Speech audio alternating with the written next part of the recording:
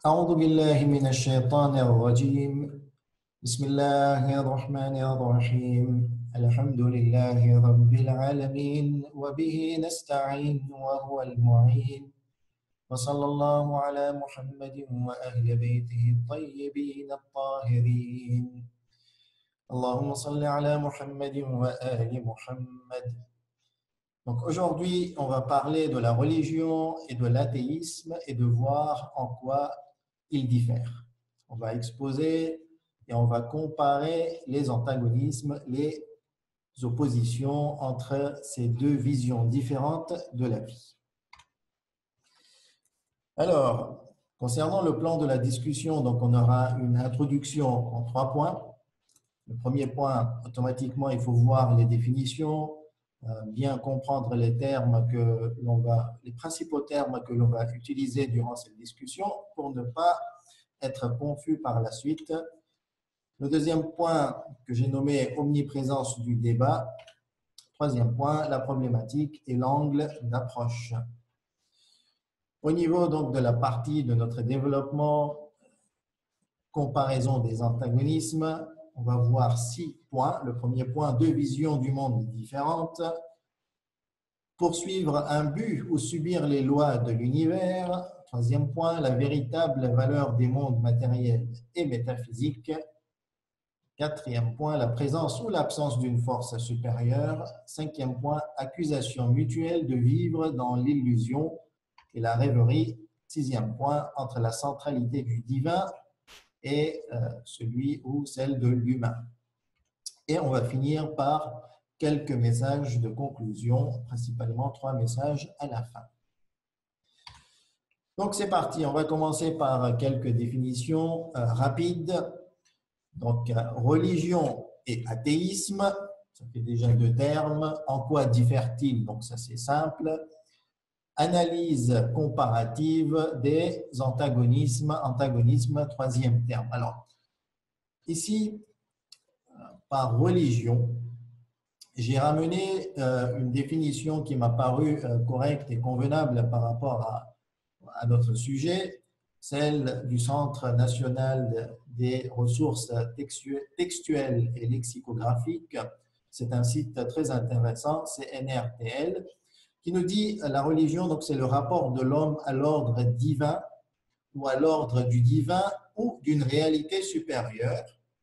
Donc, déjà, on a l'homme, on a la réalité supérieure ou le divin, et c'est ce rapport entre l'homme et le divin tendant à se concrétiser sous la forme de systèmes de dogmes ou de croyances, de pratiques rituelles ou morales.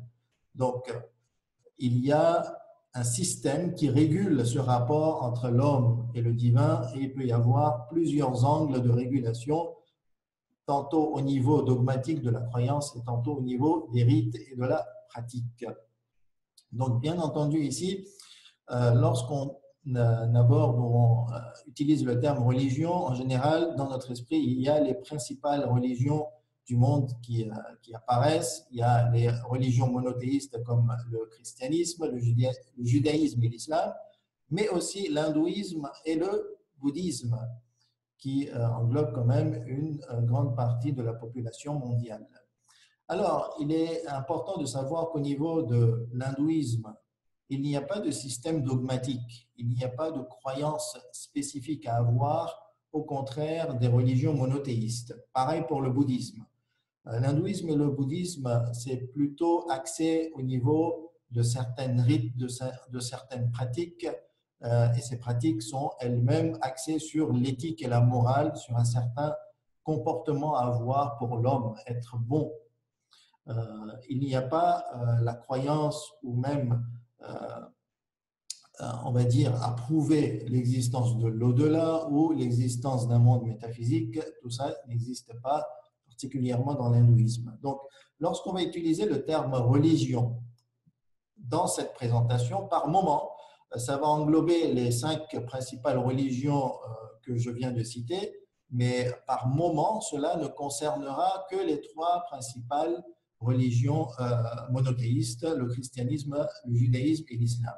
Et lorsque je vais étayer les points où il y a de l'opposition entre l'athéisme et les religions, je vais ramener des versets coraniques, donc ça concerne principalement l'islam, même si ces idées existent dans les autres religions monothéistes.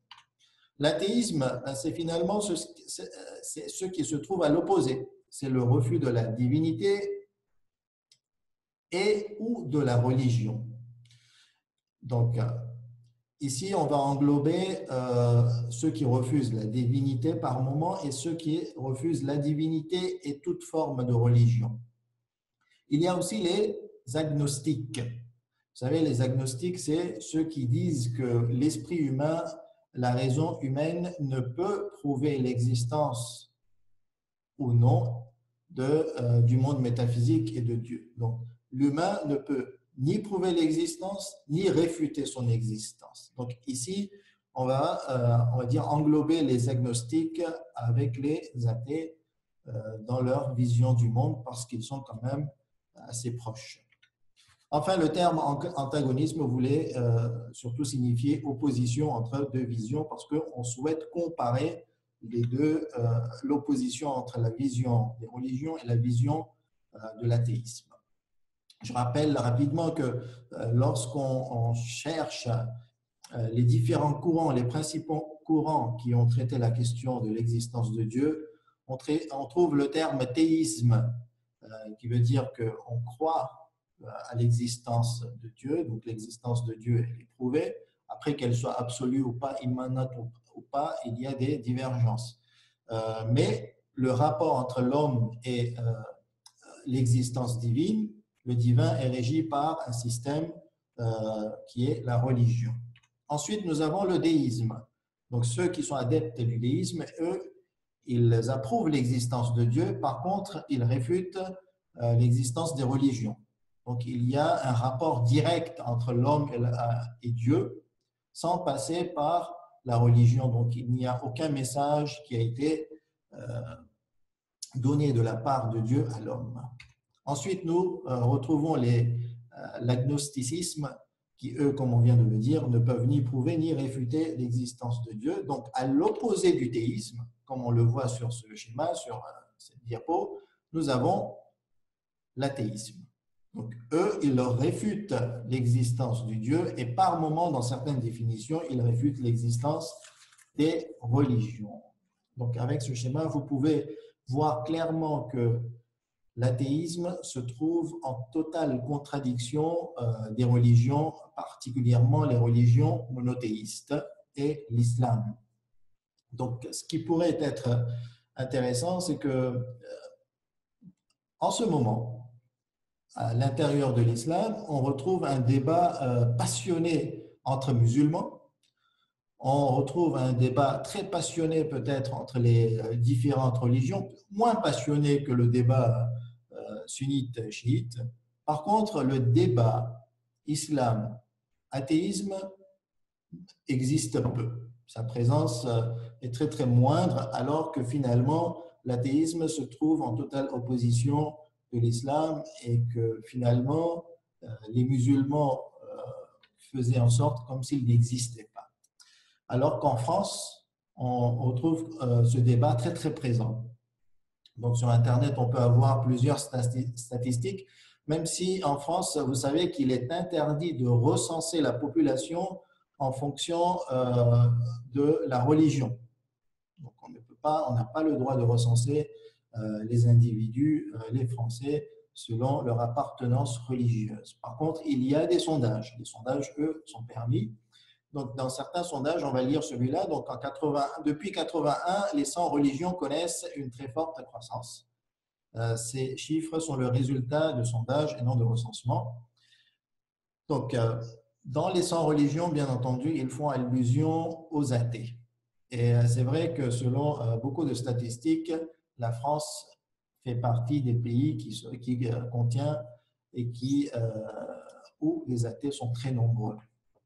Donc, on voit qu'en l'espace de moins de 40 ans, il y a une grande évolution au niveau de ceux qui n'adhèrent à aucune religion. Donc, automatiquement, une perte de terrain pour ceux qui adhèrent à une religion. On voit aussi que la majorité de ceux qui n'adhèrent à aucune religion, sont sans religion, sont les jeunes de la tranche des 18-24 ans.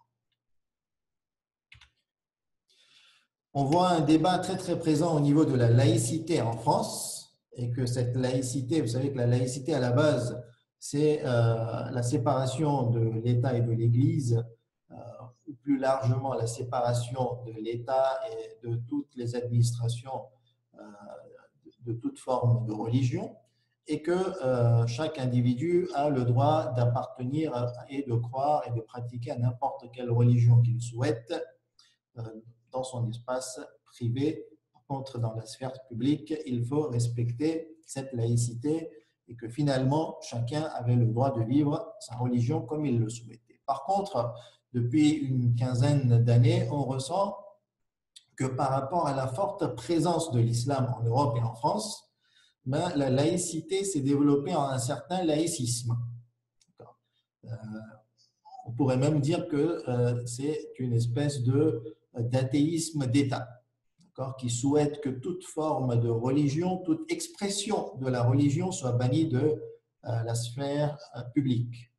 Donc, à partir de là, on voit qu'en France, et que après les siècles des Lumières et depuis à peu près 2 siècles, les athées ont pris énormément de terrain, je dis bien en France, et qu'on ressent un traumatisme clair au niveau d'une certaine tranche de la population vis-à-vis des religions. Et que petit à petit, cet athéisme prend de l'ampleur, prend du terrain face à la religion. Donc ça existe, le débat existe, il ne faut pas s'en cacher. Bien entendu, moi je suis de ceux qui disent qu'il faut débattre, qu'il faut s'éloigner de la violence, de toute forme d'agressivité. Par contre, chaque opinion a le droit d'exister et elle peut être défendue comme les gens le souhaitent. Troisième point de l'introduction, c'est la problématique et l'angle d'approche. Vous savez qu'au niveau du débat existence de Dieu ou la réfutation de son existence, le plus grand débat, le plus long débat, le plus profond débat concerne l'angle philosophique. Donc, c'est de savoir laquelle des deux réponses, soit Dieu existe ou soit Dieu n'existe pas, est conforme à la vérité, est conforme à la réalité des choses. Et ce débat, il a existé depuis des milliers d'années et il n'est pas prêt de s'arrêter. Et c'est un débat, certes, qui mérite d'être étudié en profondeur, mais en général, ça ne s'étudie pas sous forme de cours parce qu'il est tellement long, il est tellement vaste et que chaque individu, finalement, l'aborde comme il le souhaite. Nous, bien entendu, on n'abordera pas le débat d'aujourd'hui selon l'angle philosophique tel que l'on avait annoncé sur l'affiche et sur les différents moyens de communication. Il y a aussi l'angle anthropologique, c'est-à-dire que nous essayons de savoir l'origine des religions. Comment ont été créées les religions? Comment elles sont apparues? Est-ce que c'est la religion qui était d'abord créée ou c'était l'athéisme? Vous savez que l'opinion majoritaire, je ne vais pas dire unanime, mais celle qui se dégage, celle qui est célèbre au niveau de l'anthropologie, c'est que ce sont les religions polythéistes qui ont été créées par l'homme. Donc, les religions sont le fruit de l'imagination de l'homme. Donc, au départ, l'homme adorait le ciel, adorait la pluie, adorait les différents éléments de la nature. Ensuite, l'homme a évolué et il est passé au monothéisme. Et la troisième et dernière période, on va dire, religieuse de l'homme, c'est qu'il va petit à petit abandonner le monothéisme pour passer à l'athéisme et finalement se libérer de l'illusion des religions. Donc l'anthropologie, elle aborde justement l'origine des religions et finalement comment ça a été créé, quel était le contexte, quels étaient les principaux facteurs, qui étaient les premiers hommes à l'origine de ces religions. il y a aussi l'angle sociologique, c'est-à-dire comment influence la religion sur la société, comment influence le dogme sur les individus et quelles sont, on va dire, les conséquences de l'influence de la religion sur la société. Il y a l'angle psychologique, c'est plus au niveau individuel, quel est l'apport psychologique des religions sur l'individu. Vous savez qu'aujourd'hui, au niveau de certaines recherches, elles disent que en tant que médecine, en tant que médicament, la religion et la croyance peut apporter énormément et peut éloigner les individus de certains maux de ce siècle, comme certaines maladies psychologiques ou psychiatriques. Donc nous n'allons pas aborder la discussion de ce soir par rapport à un de ces angles spécifiques. Non, on va voir de façon générale, de façon globale. Tantôt, on va prendre des lunettes 3D et tantôt, on va prendre des lunettes ou des casques de réalité virtuelle. On va se placer soit dans la peau d'un croyant, soit dans la peau d'un athée pour essayer de voir comment ils s'opposent et essayer de bien distinguer, de bien poser le débat. Parce que finalement, lorsqu'on choisit une des deux voies, après, il faut assumer pleinement les conséquences ou la vision de ces deux voies. Parce qu'on voit aussi que chez les croyants, il y a un amalgame. Ils se disent croyants, mais en même temps, ils ne sont pas prêts à assumer leurs croyances. Donc, cela crée une certaine ambivalence, une certaine dualité à l'intérieur d'eux-mêmes qui fait qu'ils ne sont pas sûrs s'ils sont croyants ou pas au niveau pratique. Certes, au niveau théorique, ils se disent croyants, hein, là-dessus, il n'y a pas de doute, mais au niveau pratique, on voit des écarts de comportement par rapport à leurs croyances théoriques. Donc, on va essayer de bien comparer tout cela. Comparaison des antagonismes, des oppositions entre ces deux visions. Le premier point, c'est au niveau de l'existence du monde métaphysique et du monde physique ou matériel. Au niveau du croyant, ce dernier, il croit que au-delà de ce monde que l'on perçoit avec nos cinq sens, il y a une divinité métaphysique, une force extraordinaire, absolue, que rien ne peut limiter, immanente, c'est-à-dire qu'elle existe et qu'elle est d'elle-même. Elle ne nécessite de rien d'autre qu'elle pour pouvoir subsister, pour pouvoir exister. Ce n'est pas comme nous. Nous ressentons nous-mêmes que nous avons besoin d'autre chose pour exister. Nous ne sommes pas immanents, nous n'existons pas de nous-mêmes. Alors que le croyant, lui, il croit qu'il y a une force extraordinaire, supérieure, absolue, qui existe d'elle-même. Cette puissance, elle est présente partout. Et cette divinité, comme je viens de le dire, elle est métaphysique. Donc, elle est au sommet de l'intensité existentielle du monde métaphysique. Donc, d'un côté, nous avons le monde physique, matériel que nous percevons, et de l'autre côté, nous avons ce monde métaphysique qui est au-delà de ce que nous pouvons percevoir par nos cinq sens particulièrement.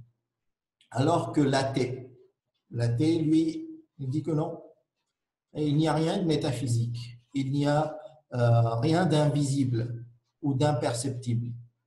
Tout est là, cet univers, ces univers, finalement, c'est le monde physique et c'est ce qui existe. Il n'y a rien d'autre qui existe au-delà de ce monde physique. Donc, là, on voit clairement cette opposition de vision entre ces deux adeptes, le croyant et l'athée. Le croyant, lui, il croit que ce monde métaphysique, ce n'est qu'une infime partie du système existentiel. Quand j'utilise le terme système existentiel,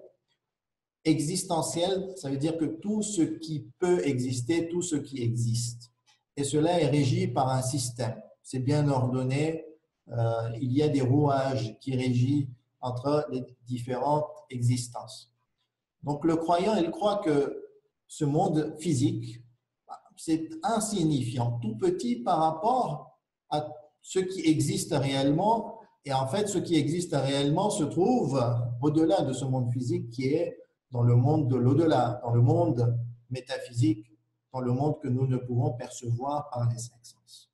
Alors qu'au niveau de l'athée, tout est clair. Il dit il faut arrêter de rêver, il faut arrêter de croire à ce qui n'existe pas, c'est-à-dire il ne faut pas perdre du temps avec le monde métaphysique. Donc, à partir de là, il y a quand même beaucoup de conséquences sur la vie de ces deux personnes. Donc là, j'ai ramené le verset 59-22 qui montre l'existence de ces deux mondes et cette vision de la réalité dans l'islam et notamment même dans les autres religions. Bismillah ar-Rahman ar-Rahim. Huwa Allahu alladhi la ilaha illa hu, alimul ghaybi wa shahada, huwa ar-Rahman ar-Rahim. C'est lui Allah, nulle divinité autre que lui, le connaisseur de l'invisible, tout comme du visible. C'est lui le tout miséricordieux, le très miséricordieux. Donc, alimul ghayb, celui qui connaît le monde de l'invisible, le monde métaphysique, et alimul shahada, celui qui connaît le monde perceptible, le monde qui est visible. Deuxième point d'opposition entre poursuivre un but précis pour le croyant ou subir le déterminisme des lois de l'univers pour l'athée. C'est-à-dire que pour le croyant, le système de création qui découle du divin est planifié dans les moindres détails. Il n'y a aucune place pour le hasard. Tout est clair, tout est précis et tout découle du divin. C'est un système en fait pyramidal où en haut de la pyramide, il y a cette existence absolue et tout découle de cet esprit absolument intelligent, absolument sage et donc automatiquement tout est bien planifié, il n'y a pas de place pour le désordre. À partir de là, le divin, Dieu a fixé un chemin précis pour les créatures et pour l'homme. Dieu a fixé un but et un objectif bien déterminé pour l'homme et l'homme dans sa vie doit suivre ce chemin qui est la guidance divine et il doit atteindre cet objectif fixé par Dieu. Bien entendu, l'homme est libre de choisir. Les religions ne renient pas le libre arbitre de l'homme et c'est Dieu lui-même qui a fourni et pourvu l'homme de ce libre arbitre. Donc, il n'y a pas de déterminisme au niveau de la religion. Il y a un cadre bien spécifique. Si vous voulez, on peut dire que l'homme est déterminé à choisir son chemin. Donc, il y a du déterminisme, mais le déterminisme, c'est dans le libre arbitre. Et Dieu a fixé ce système en tenant compte du libre arbitre où tout est planifié dès le départ. Alors que dans la vision opposante, au niveau de l'athéisme, il n'y a pas de monde métaphysique. Il n'y a pas de divinité et de force supérieure.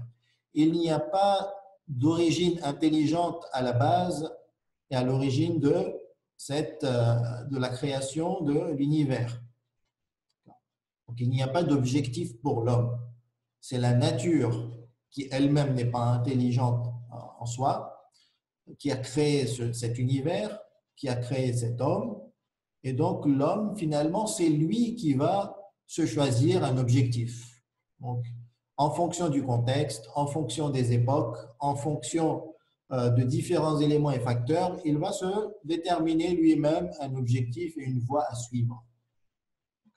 C'est pour ça qu'on peut remarquer qu'il y a quand même de l'instabilité et des troubles à ce niveau chez la personne athée, qu'il n'y a pas un sens absolu, un sens précis dans sa vie et dans son existence. Et l'opposition entre ces deux visions sur ce point a des répercussions claires au niveau psychologique. Quand une personne sait qu'elle doit suivre un objectif bien précis et qu'elle a une voie à suivre, elle sait, elle va être automatiquement stable au niveau psychologique. Alors que lorsqu'on n'a pas de sens dans la vie, lorsqu'on affronte justement cette perte de sens, on fait face à beaucoup de troubles psychologiques. Et c'est là que lorsque je vous ai évoqué qu'il y a certaines recherches qui considèrent les religions comme un certain type de médicaments face à ces maladies psychiatriques, donc c'est là que les religions peuvent jouer un rôle important pour l'homme. Pour étayer ce point, il y a le verset 972. Bismillahir-Rahmanir-Rahim. Wa'ada Allahu al-mu'minina wal-mu'minat jannatin tajri min tahtiha al-anhar khalidina fiha wa masakin tayyibatan fi jannati 'adn wa ridwanun min Allahi akbar dhalika huwa al-fawz al-'azim. Aux croyants et aux croyantes, Allah a promis des jardins sous lesquels coulent les ruisseaux pour qu'ils y demeurent éternellement et des demeures excellentes au jardin d'Éden, du séjour permanent. Donc là, on voit qu'il y a une certaine forme de bonheur qui attend l'homme dans le monde métaphysique. Ensuite, et la satisfaction du divin d'Allah est plus grande encore, et c'est là l'énorme succès. Donc, l'objectif à atteindre pour l'homme, c'est, selon ce verset, la satisfaction d'Allah. Non pas pour dire que Dieu, finalement, est déficient et qu'il a besoin d'être satisfait. Bon, ici, cela marque, selon beaucoup d'exégèses, le statut et le niveau le plus élevé à atteindre concernant l'homme, qui est le statut de la satisfaction absolue ou de l'absolu. Et c'est justement ce niveau, finalement, imperceptible pour nous que l'homme doit atteindre et peut atteindre. Et c'est là l'énorme succès, l'objectif final. Troisième point d'opposition, la véritable valeur des mondes matériels et métaphysiques. Comme on l'a dit, le croyant, lui, il croit à l'existence des deux mondes. Le monde physique, métaphysique, mais en réalité, ce qu'il importe, c'est le monde métaphysique. C'est le alimul ghaib. Le monde matériel n'est qu'un passage pour lui. Et même la mort, ce n'est qu'une transposition. Il se transporte d'un monde vers le monde. D'accord ? Le monde éternel, le monde où il va séjourner pour tout le temps, le monde métaphysique, le monde de l'au-delà. À partir de là, ce qui va vivre dans ce monde, ce ne sont, on va dire, que des moments éphémères. Ce n'est qu'un passage temporaire. Les difficultés qu'il va affronter, elles sont limitées dans le temps. Les souffrances en elles-mêmes sont limitées dans le temps. Même si une personne souffre durant 10, 20, 30, 40, 50, 100 ans, c'est insignifiant par rapport à ce qu'il va vivre dans l'au-delà. Le monde matériel est un monde où il va passer des examens, où il va se perfectionner, où il va tenter d'être un homme bon, où il va tenter de suivre la guidance divine qui lui a été donnée, et automatiquement, il va essayer d'atteindre cet objectif, mais à aucun moment le croyant, le vrai croyant, il s'attend à récolter les fruits de ses efforts dans ce monde matériel. Normalement, il ne doit pas y avoir de tristesse longue et profonde pour le croyant dans ce monde. Parce que ce n'est pas son objectif, ce monde matériel. C'est le monde de l'au-delà, c'est le monde métaphysique, et pour lui, c'est tout. Tout est dans le monde métaphysique. Et c'est là, on va dire que la base de la croyance des religions, c'est justement ce monde métaphysique. Alors que l'athée, finalement, lui, il pense que le croyant, il est à côté de la plaque. Il est dans l'illusion totale et pleine. Lui, il dit que vous êtes en train de rêver. Ce qui est vrai, ce qui est réel, c'est ce monde matériel. Tout est ici. Il n'y a rien à chercher au-delà, parce que ça n'existe pas.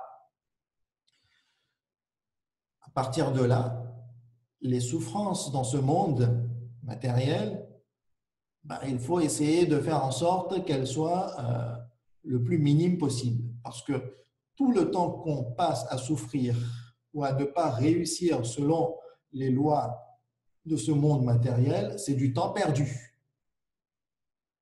Si un jeune meurt à 15 ans, pour l'athée, c'est un échec total. On a tout perdu.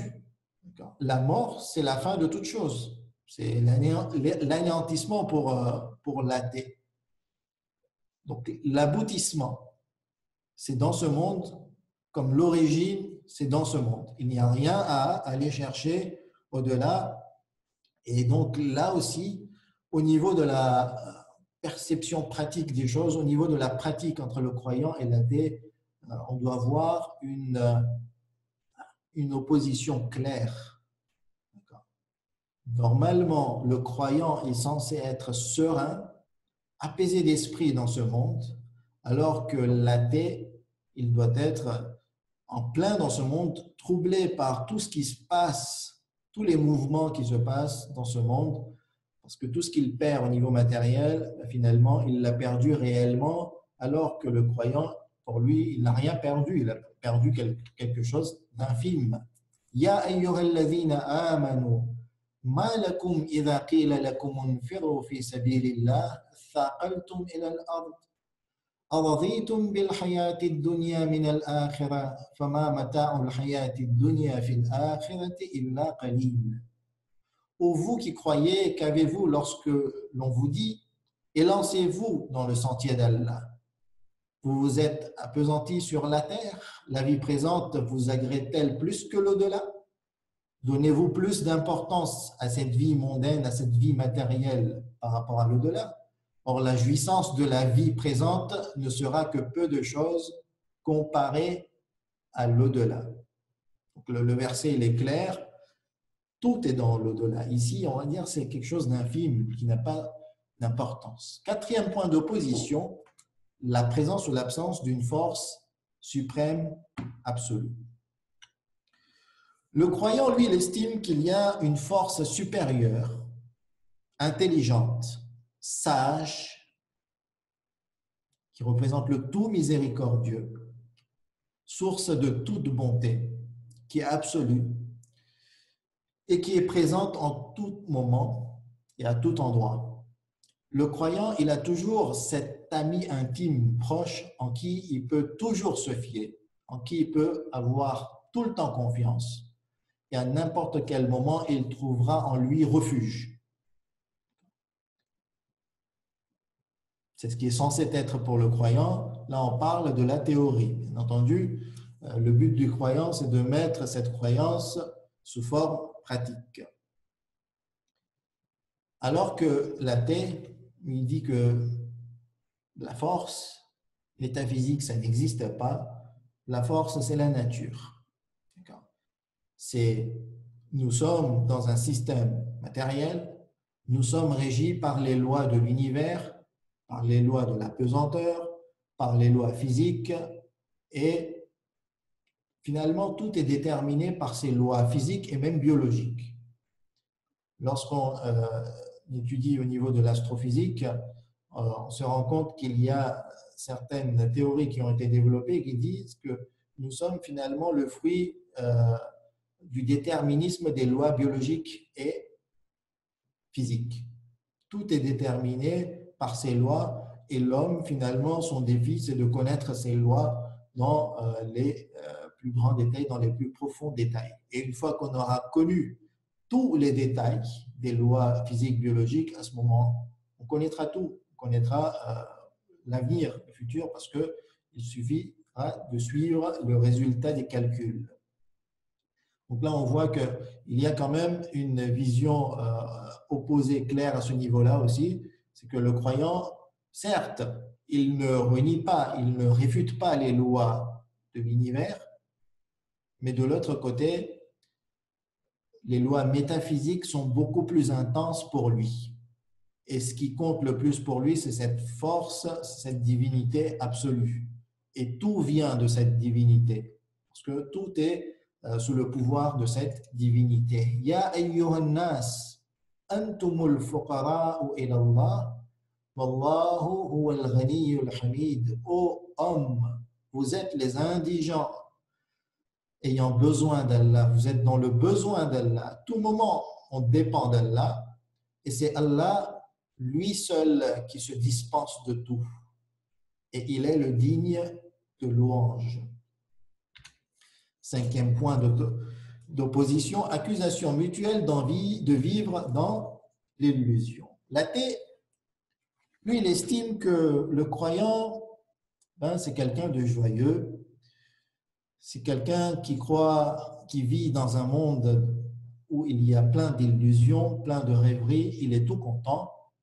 La religion même, c'est l'opium du peuple, cette phrase elle est connue, de Marx. Et petit à petit, il faut accompagner le croyant à se libérer psychologiquement. Parce qu'il est enchaîné dans ces carcans psychologiques qui sont la peur, qui sont l'ignorance. Et il faut apporter aux croyants les découvertes de la science. Et petit à petit, il faut l'instruire pour qu'il se réveille. Une fois qu'il connaîtra les différentes causes des différents phénomènes, il se rendra compte qu'il n'y a pas de monde métaphysique et que tout cela n'est le fruit que de la création humaine, de l'imaginaire des humains et des différentes sociétés. Donc, il faut qu'il se réveille. De l'autre côté, le croyant, lui, il verra l'athée vivre aussi dans un certain type d'illusion, pas le même. Le croyant, il estime que l'athée, il a un regard tronqué de l'existence. Il ne voit que l'infime partie de l'existence. À partir de là, il faut aider l'athée à voir plus large. Parce que l'athée, lorsqu'il ne voit que le monde matériel, il croit que tout se joue dans ce monde matériel. Il occulte, il dissimule la dimension métaphysique, les aspirations métaphysiques de l'humain. Et en le dissimulant, finalement, il trompe l'humain. Et on voit justement chez l'athée qui ne souhaite pas reconnaître la portée de cette intensité existentielle chez l'homme, il va aller chercher refuge vers des divertissements, vers les drogues, vers l'alcool et vers tout ce qui le détourne, on va dire, de ses aspirations métaphysiques parce qu'il ne le reconnaît pas. Donc le croyant, lui, il dit « Ô athée, fais attention, ne cherche pas à te divertir par des choses qui certes te divertiront quelques moments, un moment éphémère, un moment limité, mais lorsque tu te réveilleras, ça va être encore plus difficile pour toi. Tu te rendras compte que le sens que tu étais en train de rechercher pour ton existence, tu ne l'as pas trouvé et tu ne le trouveras jamais dans ce monde matériel puisque tu es tête baissée, tu ne regardes qu'en bas, tu ne regardes que vers ce monde matériel, tu as complètement oublié de lever ta tête et de regarder ce qui se trouve au-dessus de toi dans le monde métaphysique. Donc, chacun des deux accuse l'autre, on va dire chacun accuse l'autre de vivre dans l'illusion et dans, on va dire, dans la rêverie. Et là, on retrouve aussi un verset qui peut, on va dire, étayer ce point-là. يوم يأتيهم من نبي إلا كانوا به يستهزئون. Et pas un prophète ne leur venait qu'il ne le tournait en dérision. On voit pas mal de dérision, de moquerie de part et d'autre. Je veux être quand même objectif. On voit de la moquerie chez les athées, chez les agnostiques. Ils sont en train de traiter les religieux ou ceux qui sont croyants de vivre complètement à côté de la plaque et on va dire, de la réalité. Certes, en termes philosophiques, ils ont le droit de penser ce qu'ils veulent, mais peut-être que la moquerie, ce n'est pas la solution, que ce soit pour l'athée ou que ce soit pour le croyant. Et de toute façon, on va dire qu'il n'y a pas besoin d'aller vers la violence et vers l'agressivité. La vie est tellement courte. La vie est tellement courte. Nous vivons combien? 20, 30, 40, 50, 60, 100 ans. Allez, 110 ans. Ça ne va pas au-delà. Et de toute façon, ça passe tellement vite. La mort, on va dire, ça va être la réponse.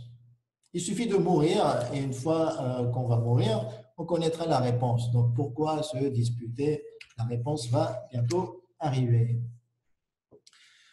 Sixième point et dernier point que j'ai ramené ici pour montrer cet antagonisme entre ces deux visions, c'est la centralité du divin et celui de l'humain. Donc, vous avez compris que finalement, pour le croyant, le centre du système existentiel, c'est Dieu.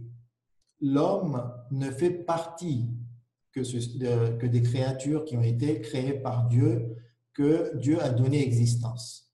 Mais le centre de l'univers, de toute l'existence, c'est Dieu. Alors que, au niveau de l'athée, c'est le contraire.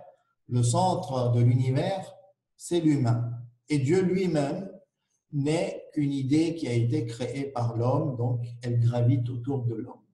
Donc sur ce schéma, finalement, on voit que c'est le centre qui change. Et lorsque le centre, le noyau change, tout change. La perception de la vie du croyant est totalement opposée à celle de l'athée. Et c'est là que je pense qu'au niveau des religions et des croyants, il faut qu'ils comprennent et qu'ils assimilent clairement à ce qu'ils croient.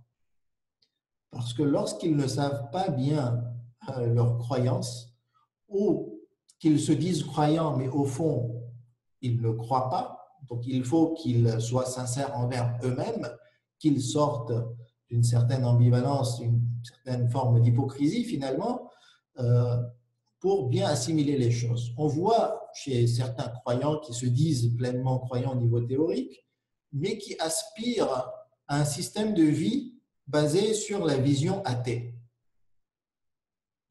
où le centre du monde et de l'univers, c'est l'homme. Donc, il faut qu'eux-mêmes, on va dire, sortent de cette confusion.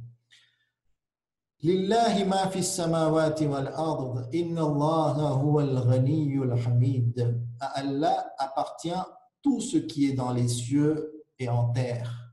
C'est lui qui a tout créé. C'est lui le centre de l'univers, du système existentiel. Allah est celui qui se suffit à lui-même. Il n'a besoin de personne, alors que tout a besoin de lui. Il est le digne de louange. Alhamdulillah. On va terminer cette partie avec quelques points communs entre les adeptes de ces visions. Certes, ils s'opposent, ils sont en totale opposition, même qu'on l'a vu, mais sur certains points, on voit qu'ils agissent de la même façon. Premièrement, au niveau de la conviction et du dogmatisme. Ce n'est pas nouveau. Chez le croyant, on voit énormément de conviction et de certitude. Pour le croyant, ce qu'il connaît, ce qu'il croit, c'est la réalité absolue. D'accord ? Il suit un certain dogmatisme. Mais vous savez que chez le athée aussi, lorsqu'on étudie les livres, les écrits des athées, on voit aussi, surtout les athées convaincus, on voit cette même forme de conviction et de dogmatisme.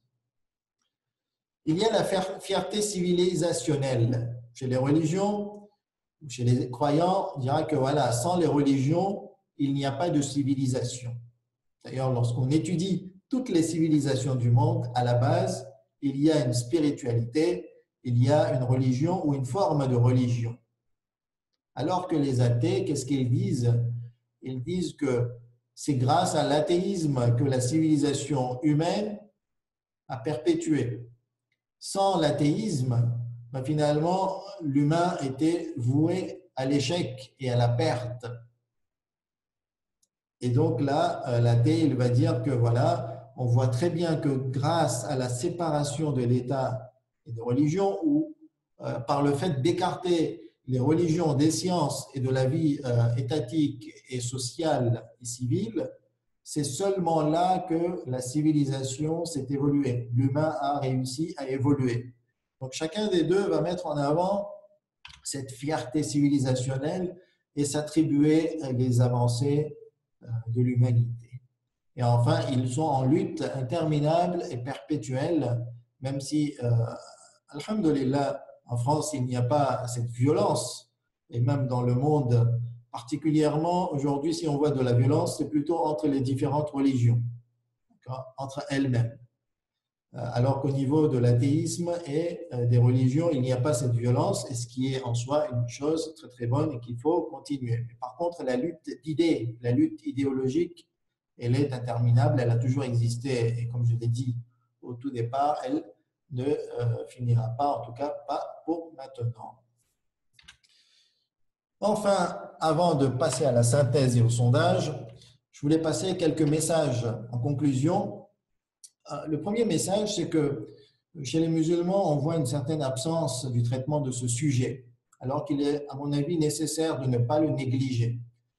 Comme on l'a vu en France, plus d'un tiers et même plus de la moitié des jeunes se disent soit sans religion, soit athées.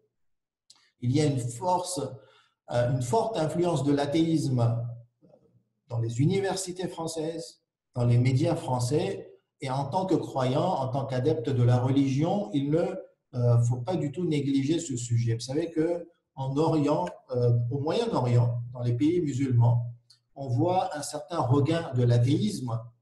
C'est un danger automatiquement pour le croyant parce qu'il considère l'athéisme comme le principal obstacle de la réussite de l'homme qui se trouve dans le monde métaphysique. Et ce regain d'athéisme, il est tout à fait, on va dire, normal par rapport à la violence accrue qui a existé durant les 10-15 dernières années au Moyen-Orient, et surtout par rapport à Daesh et au barbarisme de Daesh.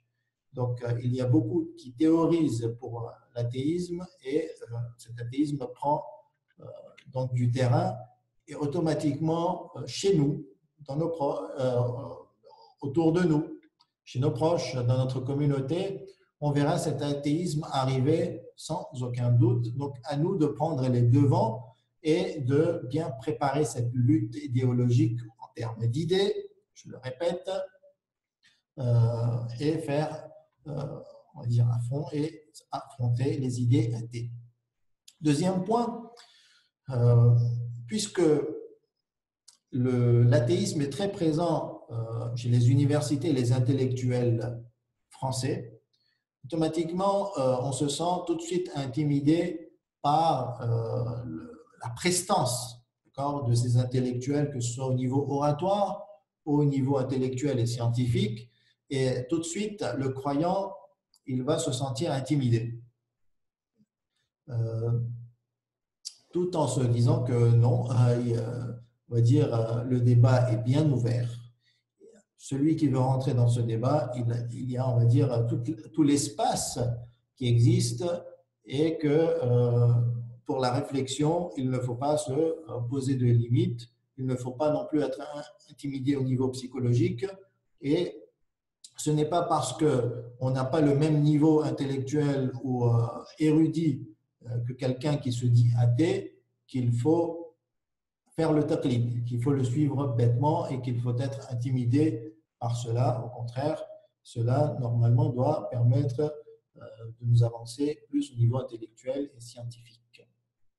Surtout que moi, personnellement, des lectures que j'ai fait à ce niveau-là, on sent quand même beaucoup d'a priori chez les athées. De la même façon qu'on ressent des a priori chez les adeptes de la religion, ça je ne renie pas, mais de la même façon, on sent beaucoup d'a priori chez les athées.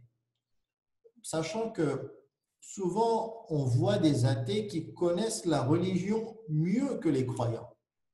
Donc là, le croyant, il doit lui-même bien connaître sa religion et avoir des connaissances quand même concernant sa propre religion. Enfin, troisième et dernier point, parmi les principales causes du regain de l'athéisme, de la propagation de l'athéisme, en général, c'est le mauvais comportement des religions ou des croyants. Et ce n'est pas le débat philosophique. Ce n'est pas par rapport au fait que les athées viennent avec leurs idées philosophiques et leurs sciences que l'athéisme se propage. Pas du tout. En général, c'est par rapport à une certaine frustration psychologique envers les religions qu'il y a un rejet de la religion parce que finalement, l'homme n'aime pas souffrir. Et s'il y a des guerres et de la violence à cause de la présence du débat religieux ou au nom de la religion, les hommes vont abandonner la religion et aller chercher une autre source pour apaiser leur souffrance. Donc, on va dire le combat se joue plutôt au niveau de la psychologie sociale et de la psychologie individuelle. Et c'est là qu'en tant que croyants, nous devons mettre l'accent à tous les niveaux, au niveau du bon comportement religieux, moral, éthique, l'amour, insister sur la bonté et la miséricorde de Dieu. Arrêtons d'être agressifs les uns envers les autres, basés sur, que ce soit sur les idées religieuses, les concepts religieux ou pas. Nous devons être bons envers nous-mêmes. Nous devons apprendre à respecter les autres, qu'ils soient religieux ou pas, qu'ils soient croyants ou pas.